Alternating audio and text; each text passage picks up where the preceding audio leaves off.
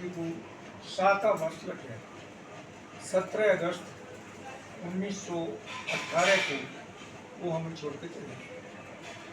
इसके बाद में कुछ ऐसा रूटीन हुआ कि उनके बारे में लिखता हुआ चला गया। एक गृह पत्रिका आई और इस टाइम से उन्हीं के बारे में 4 किताबें आ चुकी।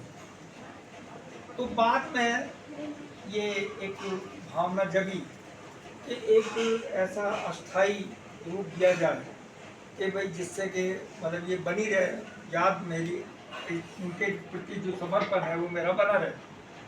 तो इसमें जो विशेष प्रेरक रहे ये हमारे श्रीकांत जी रहे, क्योंकि ये किसी को चैन से नहीं बैठने देते हैं, लेकिन नहीं मैं ये करना मिलती है, ठीक है जैसे तुम्हारी इच्छा। इसी का योगदान रहा इसमें, और मैं इसमें क्या करूं। और मैं अपने को बहुत ही मतलब एक तरीके से प्रफुल्लित समझ रहा हूँ कि मैंने अपने भाई अपने असीम जी को, जो मुझसे भी बहुत स्नेह करते हैं और मैं भी उनके मुकाबले तो नहीं करता लेकिन थोड़ा बहुत करता हूँ। और हमारे गढ़बंदा जी मेरे बहुत ही अजीज हैं, और रामविनय जी तो मुझे जगह जगह जब भी आवश्यकता होती है तो मुझे प्रेरणा देते रहते हैं और लिखने के लिए प्रेरित करते रहते हैं। बस मेरा इतना ही कहना है। और नाम रहेगा जिसने पूरी मेहनत करी और जगह का नाम लिया गया आपने पूरी मेहनत करी। मेहनत तो इनकी बगैर इनके तो हम सकते हैं।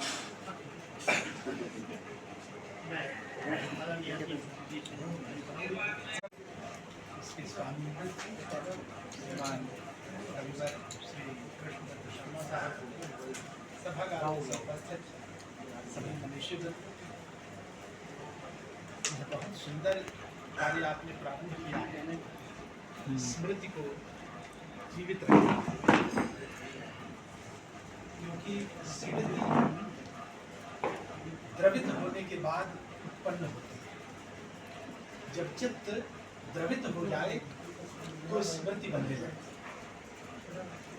आप अक्सर जीवन में देखते होंगे, आते जाते कोई ऐसी घटना आकस्मिक रूप से आपकी आंखों के सामने घट जाए जिसे आप चाह करके भी न भूल पाए। वह कोई घटना होती है, लेकिन प्रतिदिन दैनंदिन जीवन में अनंत घटनाएं घटती रहती हैं जो हमारी स्मृति में छपती नहीं, दूर हो जाती। जीवन की कोई ऐसी एक घटना जो छप करके बन जाती है, बच जाती है, वो वास्तविक स्मृति, और वह ऊष्मा के बगैर नहीं। चित्त की ऊष्मा से वो भावनाएं पिघल जाती हैं, तब ऐसा होता है।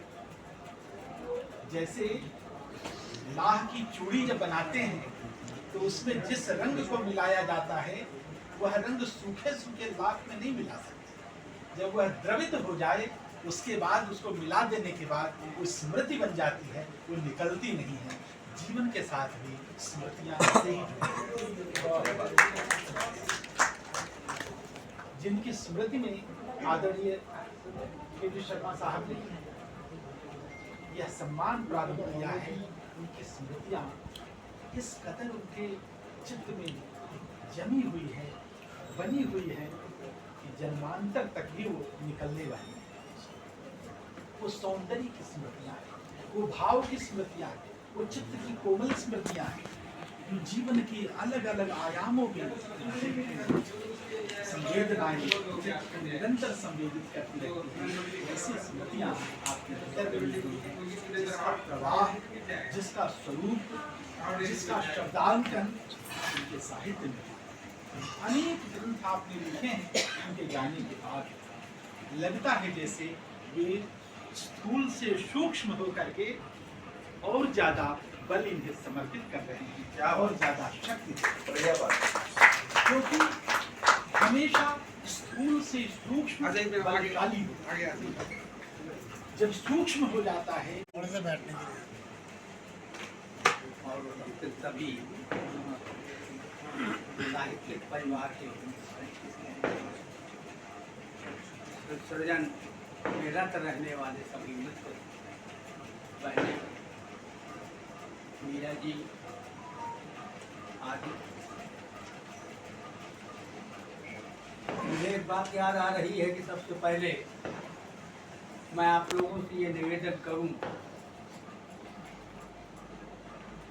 जहाँ तक सम्मान का प्रश्न है,